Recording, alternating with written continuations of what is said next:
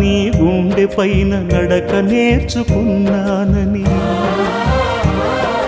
నీ చూపుడు వేలితో లోకాన్నే చూశానని, నాన్నను పూజిస్తే ఆది దేవుని కది అందునని, అమ్మకు బ్రహ్మకు మధ్యన నాన్నే ఒక నిచ్చెనని తెలియనైతి తండ్రి, ఎరుగనైతి నాన్న.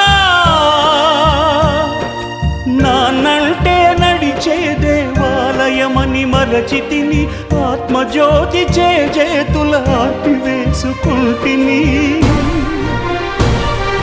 మరచిపోయి కూడా నన్ను మన్నించొద్దమ్మా, కలనైనా నన్ను కరుణించొద్దు.